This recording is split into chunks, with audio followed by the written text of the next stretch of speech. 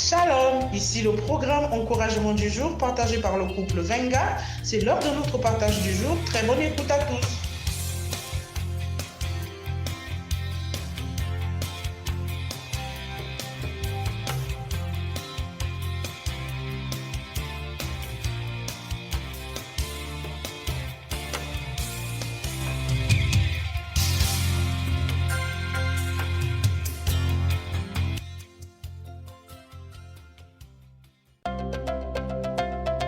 Now is the time to worship the Creator of heaven and earth.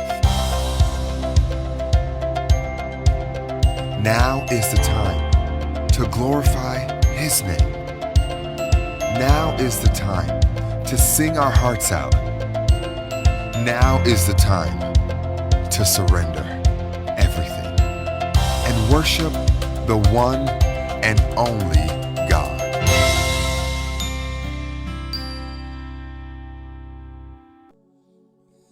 Excellences, mesdames et messieurs, vous êtes donc à l'écoute du programme Encouragement du jour. Shalom, que Dieu vous bénisse ce matin. Nous sommes dans notre 16e rubrique d'enseignement sur le culte au Dieu vivant. Ulrich Venga avec vous. Et après avoir partagé l'essentiel déjà, ce sur quoi est fondée l'adoration, je rappelle que nous avions dit, pour ceux qui nous rejoignent, qu'il n'y a pas de culte sans adoration, puisque quand on parle de culte, c'est ici l'objet de rendre l'adoration à Dieu. Et nous avions parlé de certaines choses qui soutiennent, qui font la valeur de l'adoration. Nous avons parlé de l'amour, ce qui fait la force de l'adoration, l'amour. Nous avons parlé du sang, de la place du sang dans l'adoration. Nous avions aussi dit que quand on parle de l'adoration, il y a la mort et la résurrection de Jésus. Certains détails nous reviendront plus tard. Et ensuite, nous avions terminé récemment avec un élément très essentiel de la définition que l'on accorde à l'adoration, qui est proskuneo en grec, qui veut dire c'est jeté par l'avant. Et là, je voudrais donc m'asseoir là ce matin pour dire qu'en réalité, voyez-vous, quand on parle de se jeter par l'avant, il s'agit de se prosterner. Et nous avions dit que quand on parle de la prosternation, c'est le fait de s'humilier. Et s'humilier ici, quand on se prosterne, on ne se prosterne pas seulement dans le cœur, comme nous entendons certaines personnes dire « j'adore Dieu » dans le cœur. Et c'est ici très important de comprendre, comme nous le disions déjà, que en fait, quand on parle de l'adoration, ce n'est pas seulement quelque chose de cœur, mais c'est en fait tout. L'adoration, ce n'est pas seulement ce qui tient en compte le cœur, non. C'est encore tout au plus le tout, en fait, parce que l'adoration, c'est ce qui est rattaché à Dieu. Et voyez-vous, la Bible dit tel, il est tel, nous sommes. Si l'adoration, c'est ce qui est rattaché à Dieu, en effet, l'adoration, c'est aussi ce qui est rattaché à nous-mêmes. C'est pourquoi l'adoration tient donc compte de tout. Quand on parle de l'adoration, il y a le tout, il y a ton cœur, il y a tes oreilles, il y a tes organes sexuels, nous avons tout évoqué. L'adoration tient compte de tout, l'adoration c'est tout le corps, qui doit donc plaire à Dieu. Et ce matin, je voudrais donc m'asseoir là-dessus pour ici réveiller quelqu'un, pour ici réveiller un frère, que Dieu nous appelle à un ministère, comme nous le disions, de sacrificateur puissant. Et ce ministère de sacrificateur, c'est-à-dire d'adorateur, c'est un ministère qui doit demeurer constant. Je voudrais ici donc dire à quelqu'un qu'en réalité, le diable fera tout pour vous empêcher d'être constant dans votre œuvre de sacrificateur. Alors vous allez vous rendre compte que plus les temps sont les derniers, plus il sera difficile, il deviendra de plus en plus difficile de marcher dans la sainteté, dans la sanctification.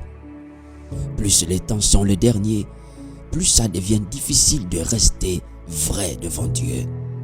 Plus les temps sont les derniers, plus les gens auront du mal à se prosterner.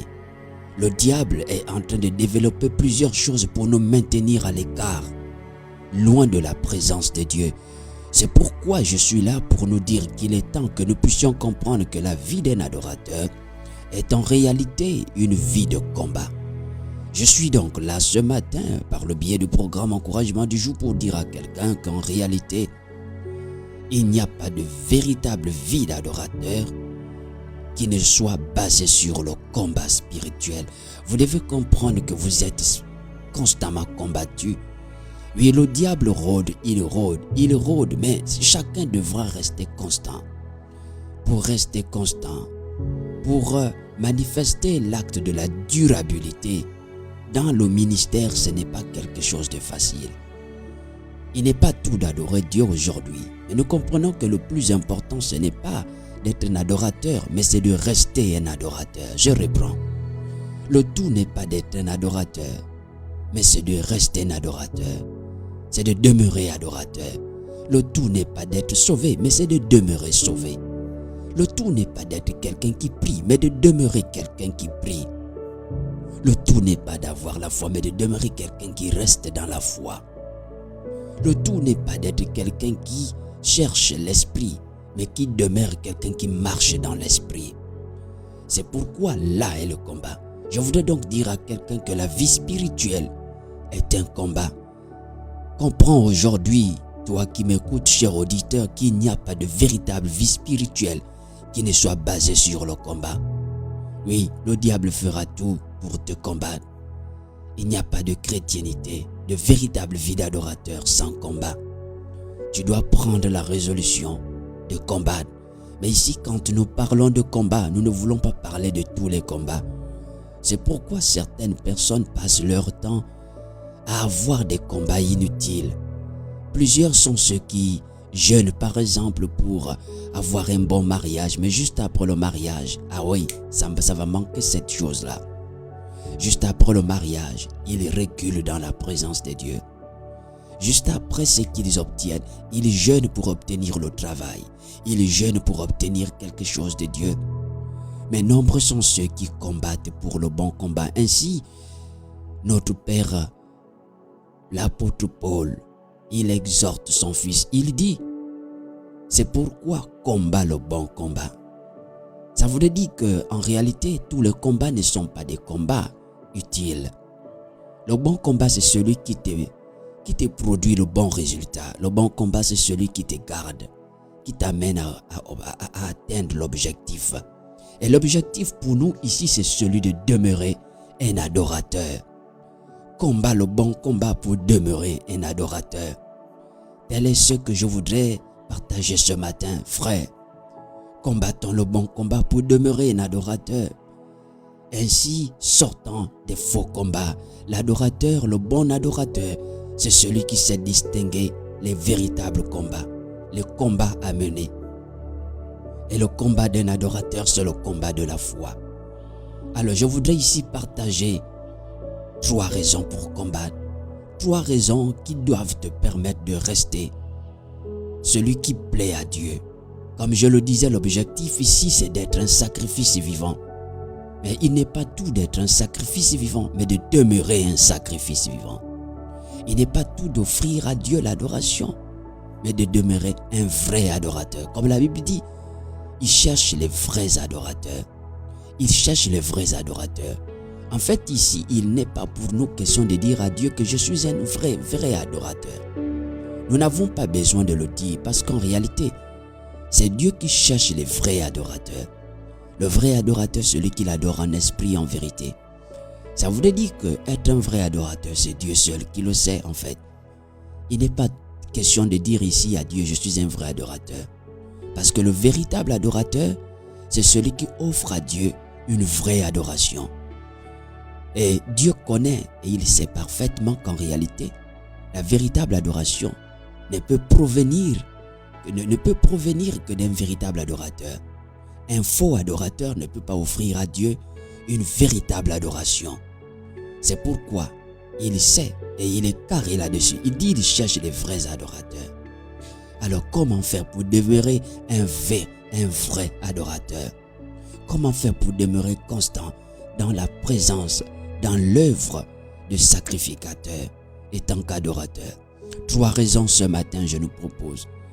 Il faut combattre pour 3 raisons. Le premier combat à mener ici, c'est celui de combattre pour être un chrétien ferme.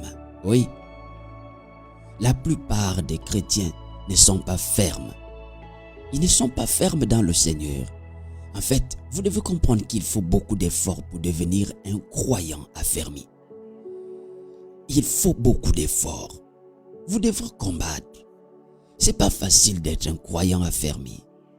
Et pour être affermi déjà, il faut rechercher, soyez attachés, recherchez l'attachement à l'enseignement véritable. Vous devez vous attacher au véritable enseignement. Le véritable enseignement et ne pas rester afin de ne pas être ballotté à tout vent de doctrine. On vous amène à gauche, on vous amène à droite. Non, il faut être ferme dans le Seigneur. Et quand je parle d'être ferme dans le Seigneur ici, je parle d'être ferme dans le Christ. Je ne parle pas d'ici d'être constant. C'est-à-dire des personnes qui sont constantes dans des activités de l'église. Il est là partout, il est là. Il est à l'église, il est partout. Mais la durabilité dans l'église ne fait pas la durabilité dans le Seigneur. Je reprends la durabilité dans les activités de l'église. Certes, c'est important. Mais nombreux se sont plus donnés dans l'activisme que dans le fait d'être vrai. Et vous ne pouvez pas être vrai si vous n'êtes pas constant dans le Seigneur. C'est-à-dire, soyez constant dans la présence de Dieu. Soyez durable dans la présence de Dieu. Soyez durable. Vous devriez tout faire pour être ferme. Ferme dans vos décisions. Ah oui, un chrétien, un adorateur résolu est un adorateur ferme dans le Seigneur. Un adorateur ferme sur l'enseignement qu'il a reçu. Il sait que mon Père dit ceci. La Bible dit ceci. La Bible ne dit pas ceci. Un point, un trait. Soyez ferme. Vous devez être ferme pour ne pas permettre au diable de vous proposer des choses. Un chrétien non affermi est un chrétien qui est capable de vendre l'adoration pour les choses du monde. Un chrétien non affermi, c'est un chrétien capable de vendre ce qu'il faut à celui qui ne faut pas. Le diable fera tout pour acheter de vous ce que vous êtes, l'adoration. Souvenez-vous de la discussion avec Jésus. Il dit, si tu m'adores, je te donne les royaumes. Si tu m'adores, je te donne les royaumes. Autant ici se poser la question de savoir, mais pourquoi? Comment Satan peut-il être aussi proche? Comment Satan peut-il être aussi capable de pouvoir vendre l'adoration, pouvoir vendre tous les royaumes, de pouvoir faire un truc rien que pour l'adoration? C'est quoi l'adoration? Vous comprenez donc que si Satan est capable de vendre l'adoration pour les royaumes, vendre les royaumes pour obtenir ne fût-ce que l'adoration qui vient de Jésus, c'est que l'adoration est supérieure à tous les royaumes du monde et la gloire.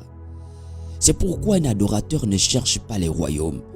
Un adorateur a tout. Un adorateur n'est pas la poursuite de la gloire.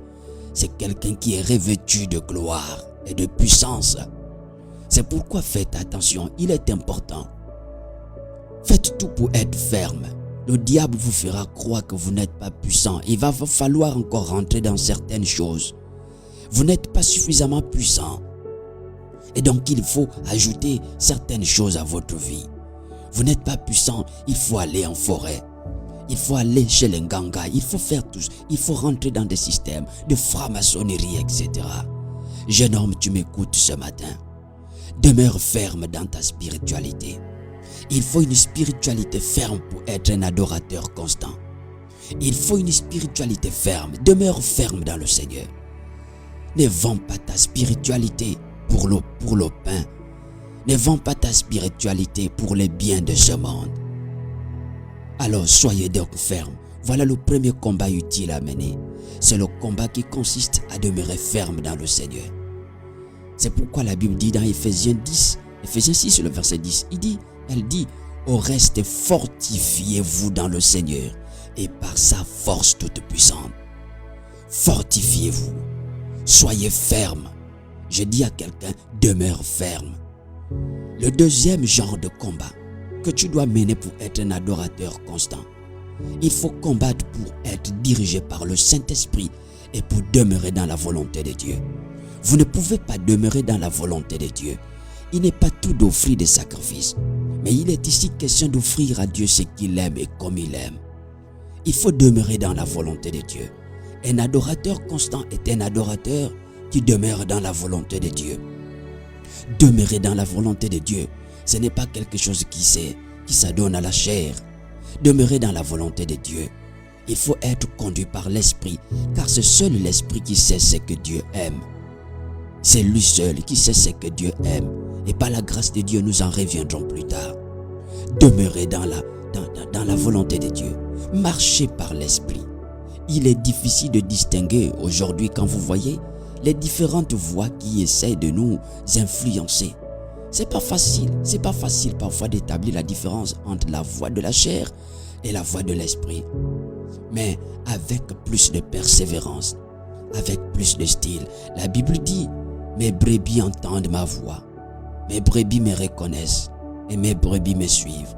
Le Saint-Esprit mettra en vous cette capacité de le reconnaître. Quand vous naissez de nouveau, vous naissez avec la possibilité. Voyez-vous, parmi plusieurs voix, vous aurez toujours la capacité de reconnaître que ça c'est ma mère qui m'appelle, ça c'est mon père qui m'appelle, ça c'est mon époux. L'épouse ne va jamais oublier la voix de l'époux, quelles que soient plusieurs autres voix. Même quand vous êtes en ville, quand quelqu'un qui vous connaît vous appelle, vous savez reconnaître la voix de quelqu'un que vous connaissez. C'est ici donc pour dire à quelqu'un: sachez donc distinguer la voix de Dieu. Ne vous laissez pas tromper par le diable. Même s'il arrive qu'il limite, mais le Saint-Esprit met en vous la capacité de reconnaître, met dans la voix, met dans le cœur, l'esprit de l'épouse, la capacité de reconnaître la voix de l'époux. Marchez par l'esprit. Elle dit: marchez par l'esprit, afin de ne pas accomplir les désirs de la chair. Voici le deuxième combat qu'il faut mener. Il faut marcher par l'esprit. Marcher par l'esprit. Marcher par l'esprit. Le diable pourra se servir de n'importe qui pour vous détourner de votre trajectoire d'adorateur. Il peut se servir de votre époux. Il peut se servir de n'importe qui, de votre chef. Il peut se servir de vos enfants. Il peut se servir de votre collègue pour essayer de vous éloigner de votre trajectoire. Allez, demeurez donc dans l'esprit. Demeurez dans l'esprit. Vous pouvez le voir dans 1 Corinthiens 14, 10. Demeurez dans l'esprit. Marchez continuellement dans l'esprit. Et pour terminer, je vous propose ici le dernier combat. Combattre pour être spirituel et non charnel. Oui, vous devriez combattre pour être spirituel. Combattez pour être spirituel et non charnel. Il faut combattre pour être une personne spirituelle constamment. Voyez-vous, il est plus naturel que vous suivez les penchants de votre chair. Il est plus naturel de voir les gens manger, de dormir, de se reposer, d'avoir des rapports sexuels comme ils le veulent, aussi facile que de s'abstenir par exemple. Pendant toute votre vie, vous allez devoir comprendre que vous devrez combattre pour rester spirituel. Il est difficile aujourd'hui d'être assidu dans la présence de Dieu. Assidu dans la prière. Combien sont encore assidus dans la prière? Toi qui m'écoutes, combien es-tu resté assidu dans la prière? Combien sont restés assidus dans la prière? Combien? Combien sont restés assidus dans leur temps d'adoration? Combien sont restés assidus dans tout ce qu'ils avaient, dans leur relation avec Dieu? Combien? Combien? Il n'y en a plus. Il n'y en a presque plus. Alors, reste donc spirituel. Demeurez spirituel. Quelqu'un va dire, lui il est trop spirituel. Mais c'est évident. Il est important d'être trop spirituel que d'être trop charnel. Faut dire à quelqu'un qui te le dira que je préfère être spirituel que d'être charnel. Jésus est 100% spirituel. Vous comprenez? Donc c'est bon d'être spirituel. Je te conseille même d'être trop spirituel. Et la Bible dit dans le livre de Romains 8, le verset 6 que et l'affection de la chair c'est la mort, tandis que l'affection de l'esprit c'est la vie et la paix. Voici donc les trois combats qu'un adorateur doit mener pour rester constant. Combattre pour être un homme ferme. Combattre pour être dirigé par le Saint-Esprit. Combattre pour demeurer spirituel, et si on pouvait en ajouter un, c'est combattre pour manifester le fruit de l'esprit, c'est-à-dire celui d'aimer Dieu. Et la Bible dit, tu aimeras le Seigneur ton Dieu plus que tout, et tu ne serviras que lui. C'est pourquoi nombreux ont suivi, ils aiment autre chose plus que le Seigneur. Voici même ce qui fait la base d'un adorateur. C'est celle d'aimer le Seigneur plus que tout. Vous devriez aimer le Seigneur plus que tout. Faites tout pour aimer le Seigneur plus que tout. Ce qui fait la force d'un adorateur, c'est le fait de combattre pour aimer le Seigneur plus que tout. Et ne pas d'aimer autre chose plus que le Seigneur. D'autres finalement ont fini par aimer le travail plus que le Seigneur. D'autres finalement ont fini par aimer le business plus que le Seigneur. Vous devriez tout faire pour que rien ne remplace l'amour que vous aviez pour Dieu. Que rien absolument, même pas la bénédiction que Dieu vous donne, même pas votre épouse. Faites tout d'aimer le Seigneur plus que toute autre chose. Que Dieu vous bénisse. Que Dieu vous bénisse ce matin. Que Dieu vous bénisse. C'était donc tout faire pour être un adorateur. Tout faire pour plaire à Dieu. Ce matin, j'ai voulu nous partager ce partage autour de ce sujet. Tout faire pour être quelqu'un qui plaît à Dieu. Et pour cela, vous devez comprendre que la vie d'un adorateur est une vie spirituelle qui nécessite le combat. Et nous en avions partagé 4 que je venais de citer. Que Dieu vous bénisse. Je prie que la paix, que l'amour et la grâce du Seigneur gardent chacun de vous dans sa présence. Méditez sur tout ce qui a été partagé et que Dieu vous bénisse. Shalom, shalom.